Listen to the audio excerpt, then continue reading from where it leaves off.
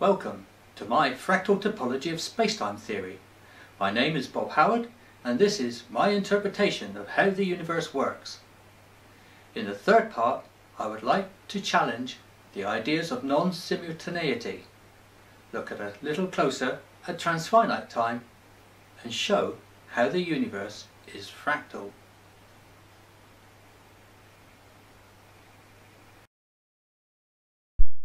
Relativity says that there is no simultaneity of spontaneity, but I'm beginning to doubt this. I would now like to re-examine the non-sequitur, the well-known twins paradox. Also in this video, I shall explore transfinite time and the effects that this may have on our perception of the age of the universe. And finally, why I call it my Fractal Topology of Spacetime theory and explain a little about this time of spacetime geometry, with a possible link to prehistoric past.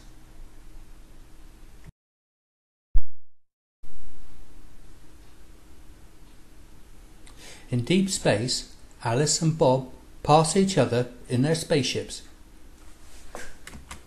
With no point of reference, they cannot tell if one is travelling faster than the other. According to relativity, their velocities are only relative to one another. But is there really no actual fundamental difference to either's state of motion? Alice can consider herself as stationary and say that it is Bob that is travelling fast, and so time for Bob will be running slower. Bob is also able to consider himself stationary and say that it is Alice who is travelling fast and that her time is running slower. And here, in Einstein's twins paradox thought experiment, where twin A, Alice, stays at home while twin B, Bob, blasts off into space at relativistic velocities, turns around and comes back younger than his twin sister Alice. Due to time dilation, time runs slower for Bob because he is the one that has been cruising at relativistic velocities. Although we know it is Bob that was doing the moving, relativity states that Bob can consider himself stationary and it is Alice that is doing the high velocity. We know from experimental evidence that time dilation will affect the faster object, so whether or not there is anything to take a reference from, there will be a difference if an object changes its velocity. Time will run slower compared to its slower self. This graph shows the problem. The red line represents Bob's journey, and apart from the periods of acceleration and deceleration, Bob and Alice can consider the other as stationary, and if that is the case, why then is it only Alice that ages more? Although space is not a ponderable media like air, travelling through it must have an effect, and not just in a relative way. There must be something instrumental to Bob's time dilation, something that was not affecting Alice. The now moment of time is the interface between the past and future. I believe we should consider it to be the same time frame everywhere, regardless of distance and the speed at which we can receive information. We experience the present but see the past, and time may run at different rates but in a simultaneous way.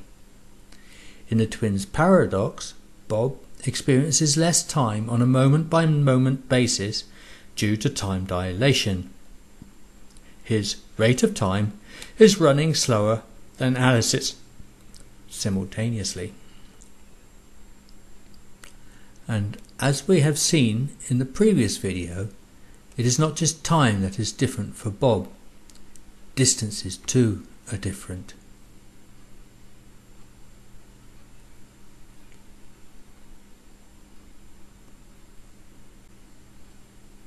and not just in the direction of travel, but all distances. Gravity and velocity are two causes of time dilation. The International Space Station is only 240 miles above the Earth, and gravitational time dilation is almost the same there as here on Earth. And travelling at about 17,500 miles per hour to keep it in freefall means that the combination of gravity and velocity results in a rate of time slower there than here on Earth. In this diagram, though, Bob is far above the Earth, where gravity is weaker, in a geostationary orbit and travelling much slower than the International Space Station. And so time, for him, is faster than for Alice on Earth. Although Bob and Alice disagree about the rate of time, they each share a synchronous moment once a day. If they are to agree about synchronicity and the speed of light, but not time, then they will have to disagree about distances.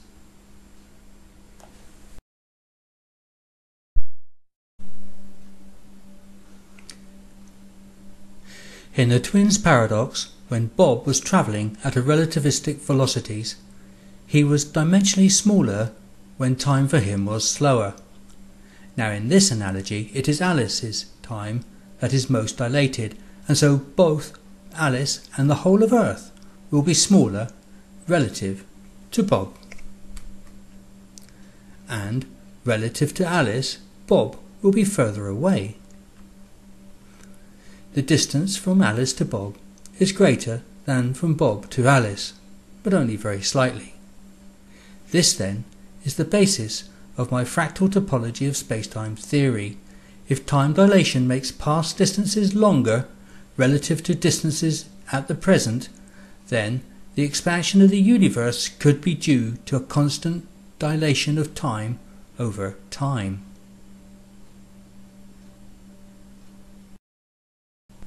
George Gamow said that the Big Bang was almost infinite and started everywhere at once. I have no concept of almost infinite and will assume that it is in fact infinite. Being infinite, then, time cannot be finite. You cannot divide infinity by anything finite, so time must be fractal, cyclical, or both. If we were to consider that time runs at different rates, then perhaps time has run at different rates in the past. If we consider a black hole singularity as having a rate of time of 0, then perhaps the Big Bang singularity had a rate of time that is infinite. This then would give us an infinite aeon of time where our universe is able to evolve in a transfinite way, producing a space-time geometry with a fractal topology. A recondite thought, but just think of it as a kind of Fred Hoyle steady state and crossing it with a Big Bang theory.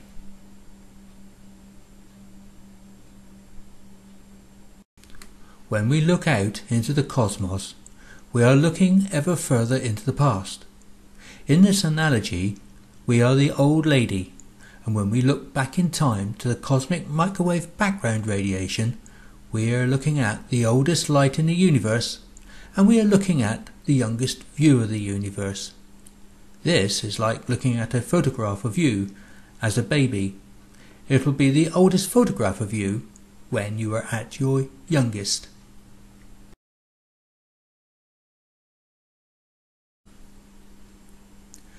Try and imagine that, with the aid of Doctor Who's TARDIS, you could pick a point on the cosmic microwave background radiation and actually go to the place you are looking at as it is now. When you look back to the position that you left, you would see the cosmic microwave background, the light from the primordial matter that would eventually become your home galaxy.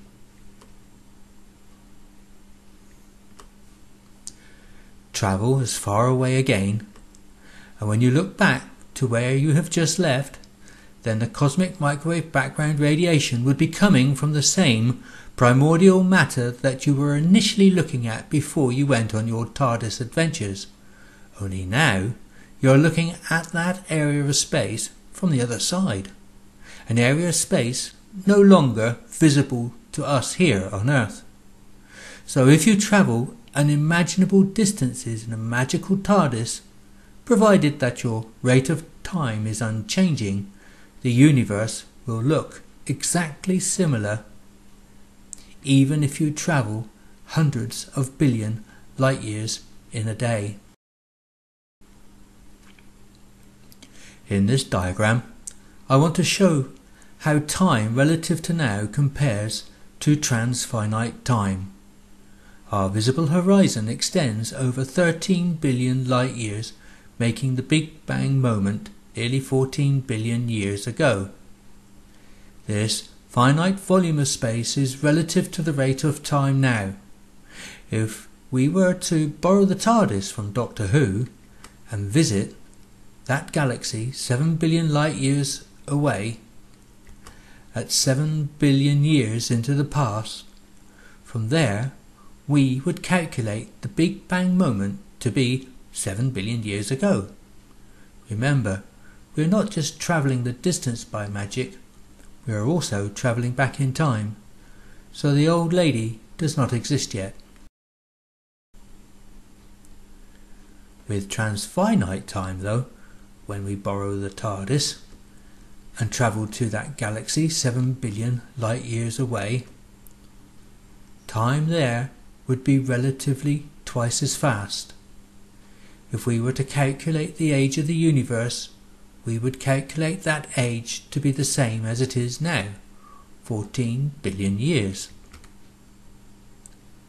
This is due to light travelling at the same speed, and therefore, relative to our future position in space and time, light back then will have travelled 2 light seconds to every 1 second that we experience now. This finite volume of space may seem the same as it is today, but that is not the case. With the speed of light being the same as it is today, that 14 billion light years is relatively twice as far as every second today is 2 seconds back then, and every light year today is 2 light years then, twice the relative volume. No matter how close we get to the Big Bang moment, it will always be the same distance away. This commoving time and distance is exponential. This universe is infinite and fractal due to transfinite spacetime. If we were to compare time now in our galaxy to time as it was in a galaxy that is now 7 billion light years away, and consider that light travels at the same speed, this is what we get.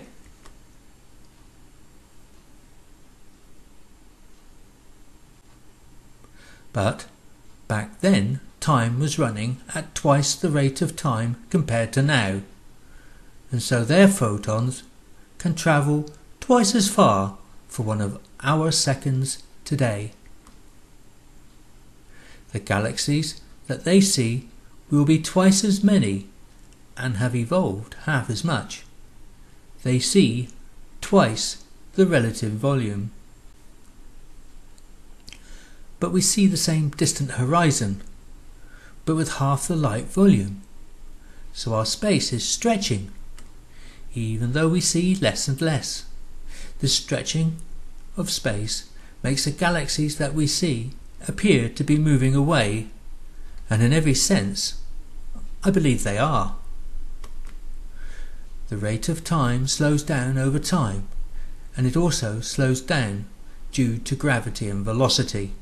The slowing down of time makes distances something that is peculiar to the observer. This has a profound effect on how we should perceive dark energy and dark matter, as they are both a consequence of transfinite time and the fractal topology of spacetime. If time dilation over time is linked to the expansion of the universe in this way, then the Hubble constant should be linked to the dimensional shrinkage of matter. The Hubble constant is how much faster galaxies are receding for every megaparsec, a vast astronomical distance. It was estimated to be about 74 kilometers per second per megaparsec, obtained using the Hubble Space Telescope images, or 67.15 kilometers per megaparsec using the Planck Observatory that is located at Earth-Sun L2 point, where gravitational time dilation is less. That's about 160,000 miles per hour every 3 1/3 million light years. Hard to imagine, but not that dramatic when you scale it down to something familiar like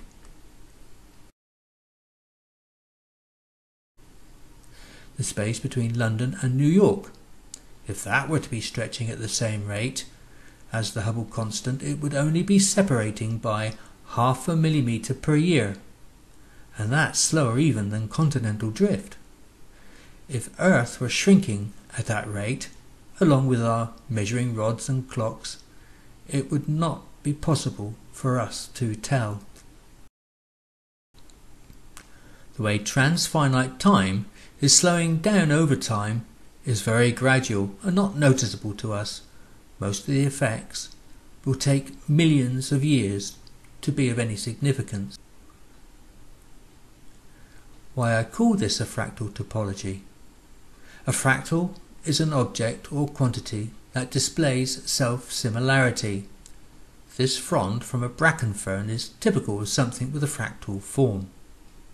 The whole frond can be thought of as the first level of description. If we take a single branch, we can see that it is very similar to the whole self, and so we call this the second level of description, self-similar to the first. And this particular frond, we can take the process down to the fourth level of description.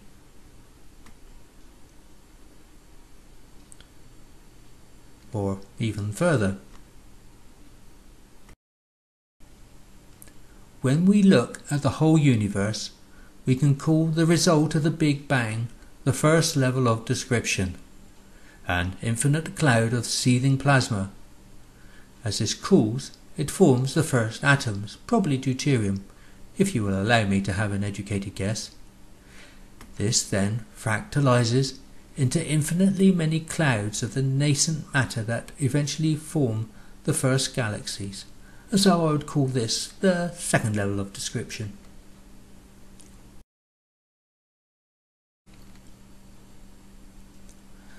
We can now imagine, over an unimaginable amount of time, these nascent clouds cooling down and dimensionally shrinking. Gravity increasing will form a denser nucleus to these primordial galaxies that will either form a behemoth star or just collapse under the immense amount of matter. Either way, the first supermassive black holes form, producing the now distant quasar.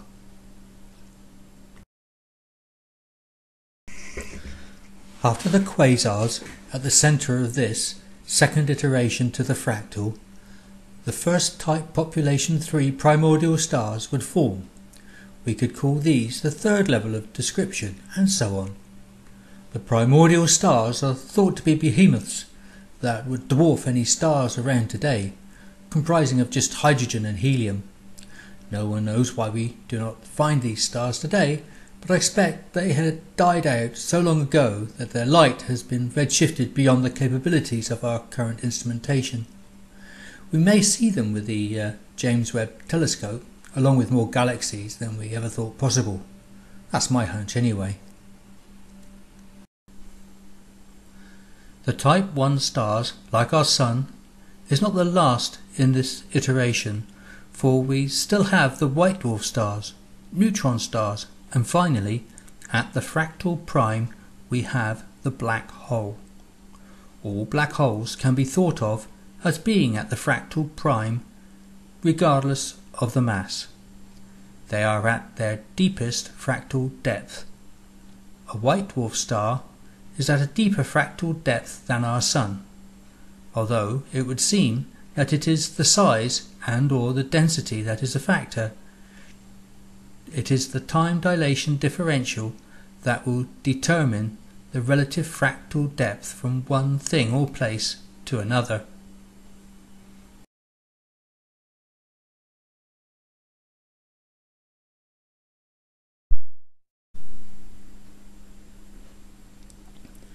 Transfinite time can be thought of as having a rate of time that is infinite at the Big Bang singularity, where we have zero entropy as everything can happens at an instant everywhere at zero time and infinite energy. After the Big Bang, time will slow down over time in a transfinite way. The universe can evolve and entropy will increase. The now moment of time is the interface between past and future and can be thought of as pervading the universe with an instantaneity. The rate of time is dependent on the fractal depth. Because time is slowing down for everything, time for our universe will come to a stop. At that moment, the Big Bang will happen again and a new aeon of time will begin.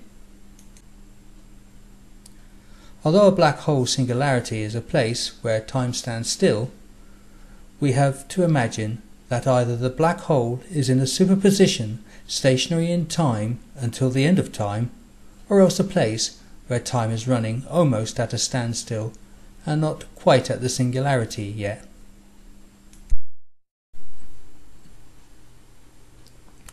With dimensional shrinkage, the same mass occupies a diminishing volume.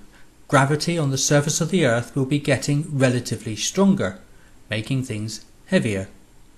The change will be as gradual as evolution.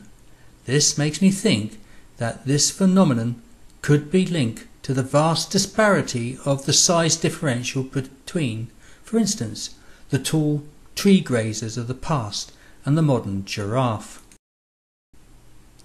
Size matters. The actual size of an animal and the implications that this has on a creature has often been overlooked in the past until it was pointed out by J.B.S. Haldane, and I quote, "You can drop a mouse down a 1,000-yard mine shaft, and on arriving at the bottom it gets a slight shock and walks away, provided that the ground is fairly soft. A rat is killed, a man is broken, a horse splashes." Blood pressure alone should make creatures like Giraffe Titan impossible.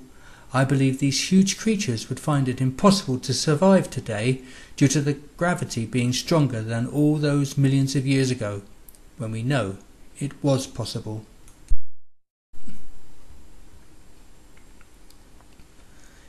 In the distant past, there were giraffe-sized creatures that could actually fly. The muscle mass alone needed to enable a creature that size the strength to fly should be impossible. Today, dimensional shrinkage also increases inertial mass. This means that large predators such as T-Rex would not only be able to run, it would also be able to turn far quicker than we would predict today. If having such a massive tail had less rotational inertia, then it could be used to stabilize the creature, as it obtained a far greater turn of speed than, say, a creature like that of an elephant is capable of today. Why would it evolve such a huge tail if it only served to make the creature less agile? A slow lumbering creature would not evolve to be bipedal. In my next video, I will explore gravity, the infinite universe, and why pulsars can spin so fast.